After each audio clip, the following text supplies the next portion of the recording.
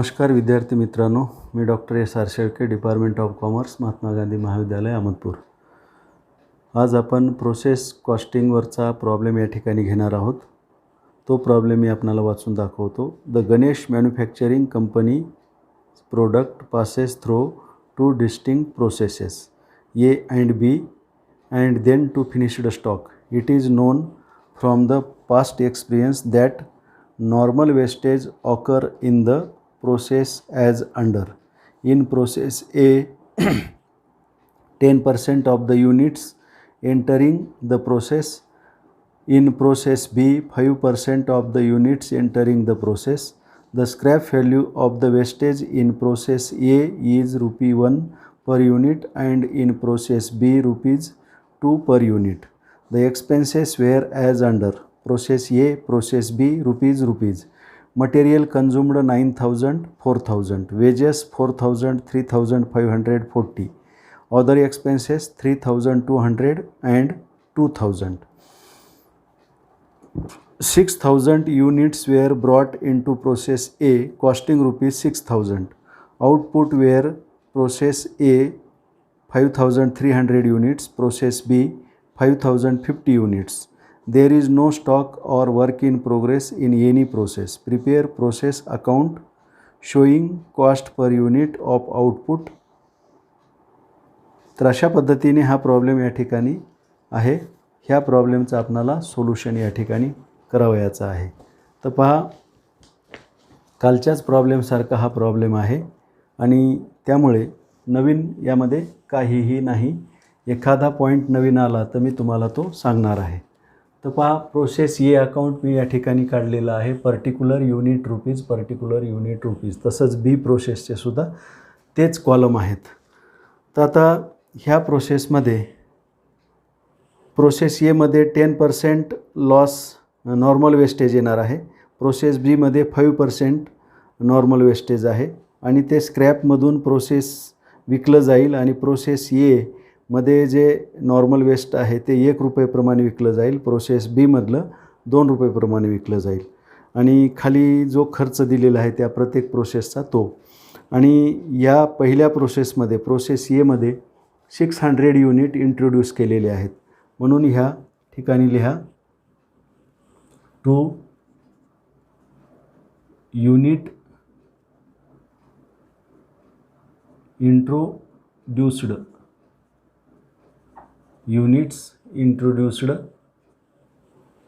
किती आहेत? 600 unit. 6,000 unit टाकले आणि त्याची कॉस्ट पण आहे पहा ₹6,000. त्यानंतर त्या प्रोसेसचं मटेरियल घ्या. To material consumed 9,000. त्यानंतर वेजेस आहे पहा 4,000. त्यानंतर अदर एक्सपेन्सेस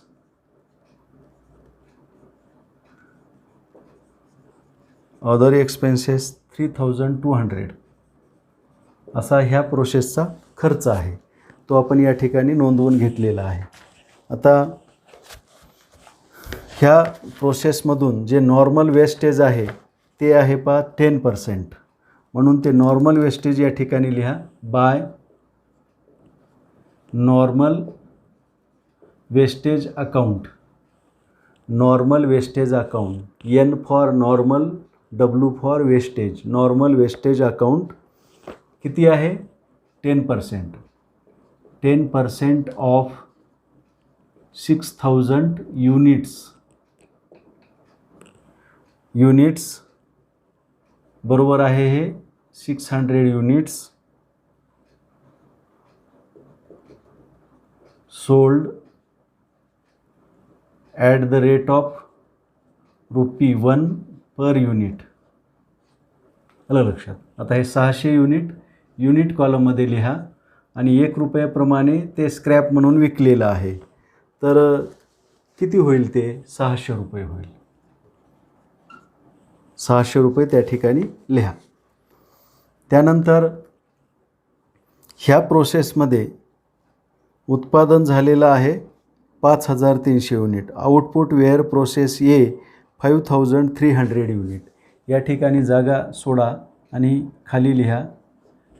ह्या प्रोसेसमध्ये तयार झालेलं प्रोडक्ट प्रोसेस बीला ट्रान्सफर करावं लागते, म्हणून या ठिकाणी घ्या प्रोसेस बी अकाउंट. प्रोसेस बी अकाउंट किती?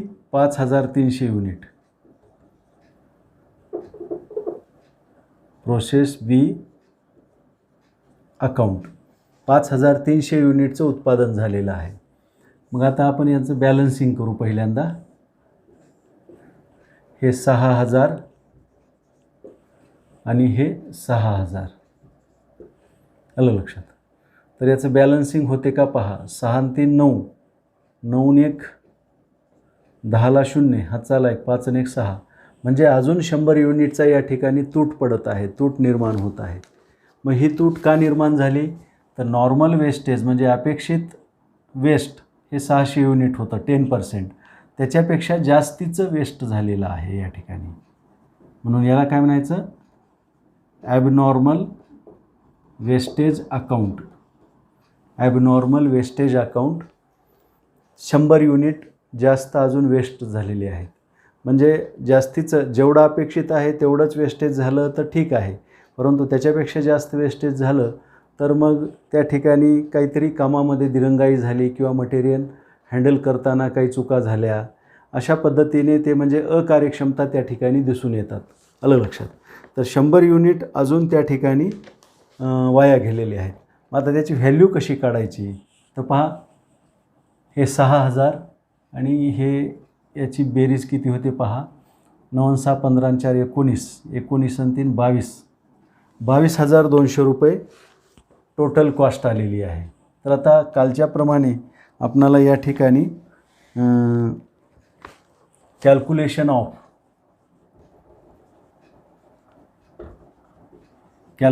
Of cost, calculation of units and असं करा, calculation of cost of abnormal wastage.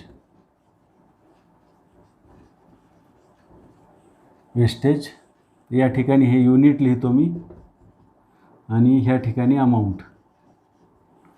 आता ह्या प्रोसेसमध्ये युनिट इंट्रोड्यूस केलेले आहेत. इंट्रोड्यूस्ड युनिट किती? 6000 युनिट इंट्रोड्यूस केलेले आहेत आणि त्याची कॉस्ट आहे 22,200 रुपये. याच्यातून मायनस करा नॉर्मल वेस्टेज. नॉर्मल वेस्टेज आलेलं आहे पहा 600 युनिट आणि त्याची कॉस्ट आहे 600 रुपये. हे मायनस केलं तर इथं 5400 आणि या ठिकाणी 12तून 6 गेले 6, म्हणजे 21,600 रुपये राहील. ह्याला काय म्हणायचं? Normal output. Normal output. पण ॲक्च्युअल आउटपुट किती झाले? ॲक्च्युअल आउटपुट प्रॉब्लेममध्ये दिलेलं आहे हे 5300 युनिट. 5300 युनिट याच्यातून मायनस करा.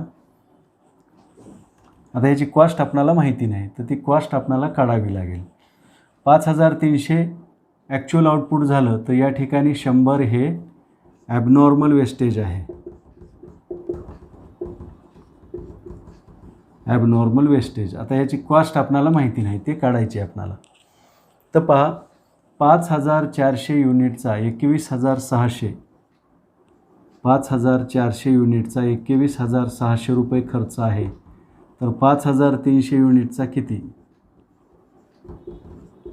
हे 5300 भागिले 5400 ह्याला गुणिले 21,600 रुपये बरोबर आहे. याचा भागाकार गुणाकार जर केला तर हे येईल पहा 400 रुपये. ते भागाकार गुणाकार करा, त्या ठिकाणी येईल.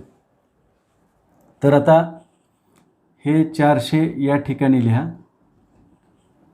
आणि या ठिकाणची जी कॉस्ट आहे ती कॉस्ट आता काढा. हे 6तून 4 गेले 2 राहिले. आलं लक्षात. आणि या ठिकाणी 21,200 म्हणजे हे 0 0 0 0 4 आणि 2 6 1 ला 1 2 ला 2 अशा पद्धतीने ते आपण काढलेलं आहे. तर हे 100चं जे कॉस्ट आहे 100 युनिटची जी कॉस्ट आहे ती 400 रुपये आहे. आता हे 22,200 या ठिकाणी लिहा. 6 आणि 4 10 आणि 2 12ला 2 हातचाला 1 1 आणि 1 2 हे 2 हे पहा 5,300 युनिटची कॉस्ट 21,200. तर या ठिकाणी सुद्धा 5,300 युनिटची कॉस्ट 21,200 आलेली आहे. तर आता हे युनिट आपणाला प्रोड्यूस झालेले प्रोसेस बीला ट्रान्सफर करायचे आहेत. म्हणून या ठिकाणी लिहा output transferred at the rate of rupees 21,200 त्याला भागिले 5,300. तर कॉस्ट पर युनिट किती येईल तर पहा 4 रुपये पर युनिट येईल. 4 रुपये पर युनिट. 4×12ला 2 हात झाला 4 रुपये पर युनिट येईल. आता या ठिकाणी ओपनिंग स्टॉक नाही, क्लोजिंग स्टॉक नसल्यामुळे डायरेक्ट प्रोसेस ए मधून आलेलं प्रोडक्ट या ठिकाणी घ्या. प्रोसेस ए अकाउंट किती 5,300 युनिट आणि त्याची कॉस्ट आहे 21,200. त्यानंतर ह्याला म्हणजे कंसामध्ये लिहू शकता तुम्ही output transfer from process A.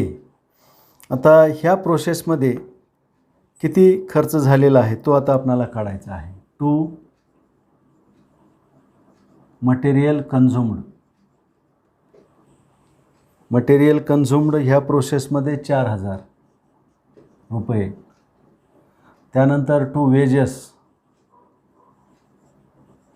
Wedges ह्या प्रोसेसमध्ये 3,540.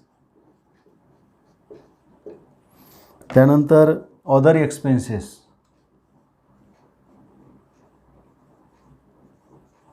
एक्सपेन्सेस ह्या प्रोसेसमध्ये आहेत 2,000 रुपये. तर अशा पद्धतीने हा खर्च आपण त्या प्रोसेसला लिहिलेला आहे. आता नॉर्मल वेस्टेज क्रेडिट साईडला घ्या. By normal wastage account. Normal wastage किती आहे प्रोसेस बीमध्ये 5%. इथे लिहा 5% ऑफ 5,300 युनिट्स बरोबर आहे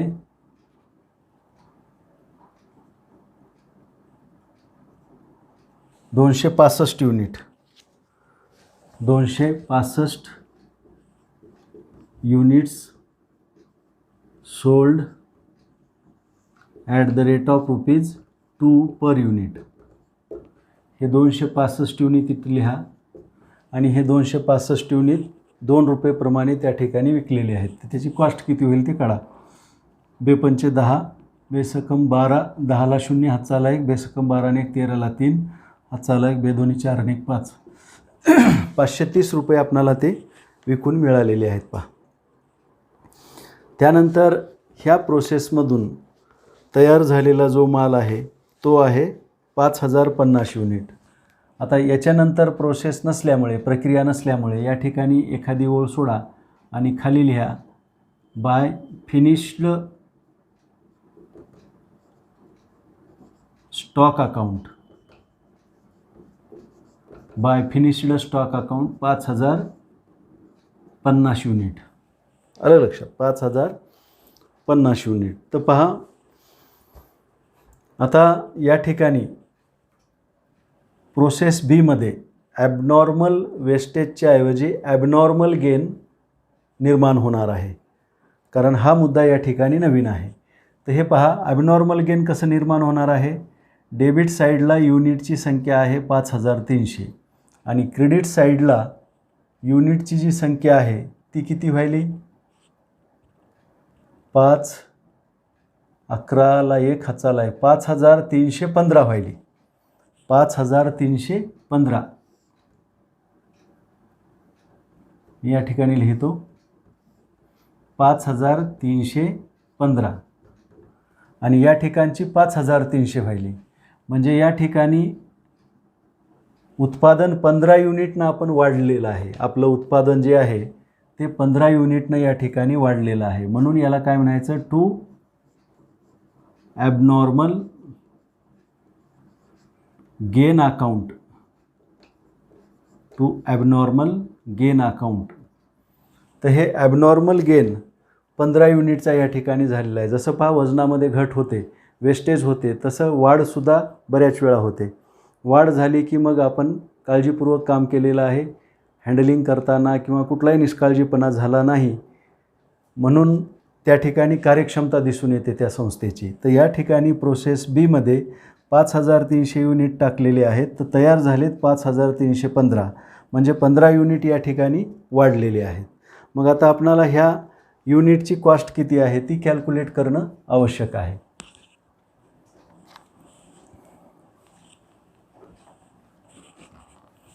हे प्रोसेस ए अकाउंटशी संबंधित कॅल्क्युलेशन आहे.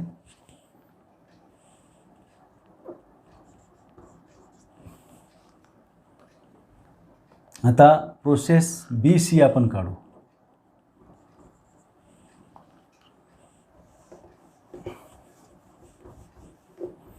तर पहा प्रोसेस बीमध्ये आपण युनिट किती इंट्रोड्यूस केलेत? 5300.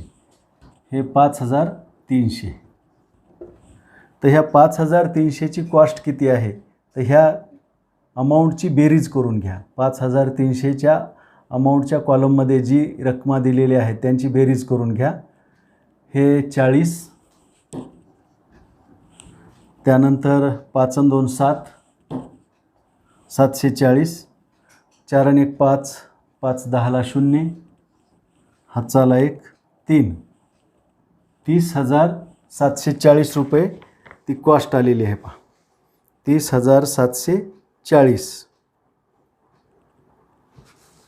30,740 एवढी कॉस्ट आली. म्हणजे याच्यापर्यंतची बेरीज करून घ्यायची. 5300 आणि हे अमाऊंट यांची बेरीज करून घ्या. त्यानंतर याच्यातून नॉर्मल वेस्ट मायनस करा. हे नॉर्मल वेस्ट 265 आणि त्याची कॉस्ट आहे 530.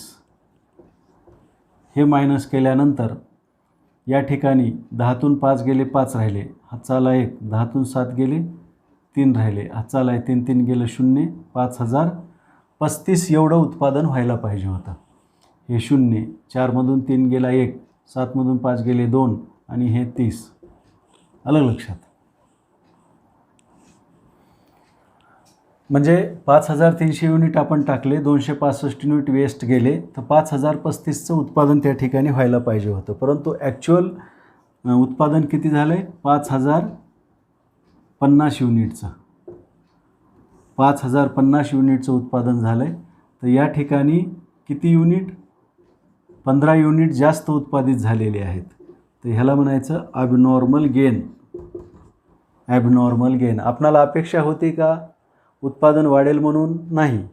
मग अपेक्षा नसताना हे उत्पादन 15 युनिटनं वाढलेलं आहे, म्हणून त्याला म्हणायचं अनपेक्षित उत्पादनामध्ये झालेली वाढ. ॲबनॉर्मल गेन असं त्याला म्हणतात.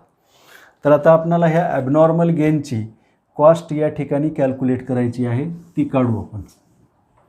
तर पहा 5035 युनिटसाठी 30,210 खर्च आलेला आहे. हा 30,210.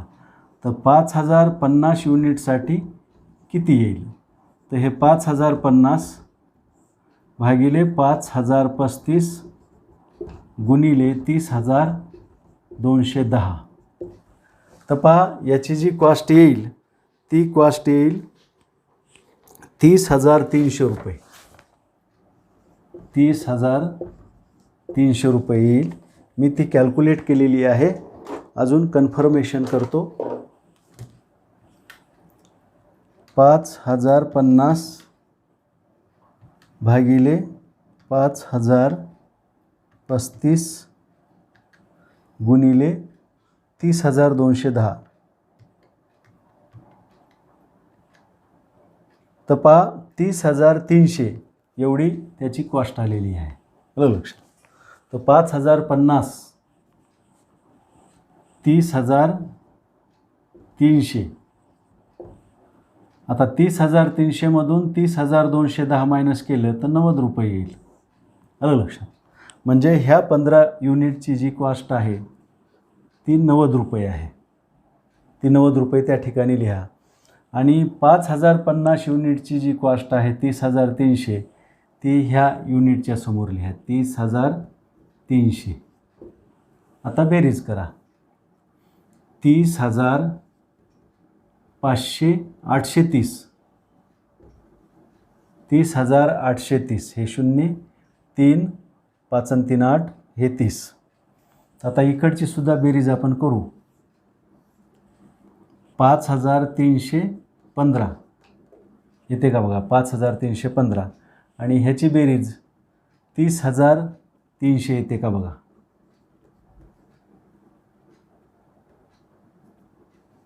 30,300 हे 0 9 4 330 आहे. 830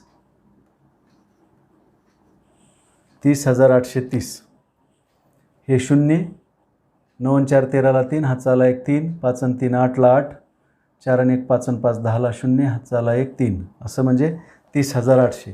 तर अशा पद्धतीने ह्या प्रॉब्लेममध्ये जो नवीन आयटम होता तो ॲबनॉर्मल गेन होता. जसं ॲबनॉर्मल वेस्टेज होते त्याप्रमाणे ॲबनॉर्मल गेनसुद्धा कधीकधी होतो. मग त्याला काय ट्रीटमेंट द्यावी तर अशा पद्धतीने ट्रीटमेंट द्यावी. ॲबनॉर्मल वेस्टेज झालं तर त्याला ट्रीटमेंट कशी द्यावी तर अशा पद्धतीने. तर पहा ॲबनॉर्मल वेस्टेज झालेला आणि ॲबनॉर्मल गेन झालेला हे दोन्ही आयटम या ठिकाणी ह्या प्रॉब्लेममध्ये कव्हर झालेले आहेत. काही अडचण ह्या ठिकाणी हा प्रॉब्लेम सोल्युशनसहित पूर्ण होतो. काही अडचण असेल तर विचारा. मी या ठिकाणी थांबतो. धन्यवाद.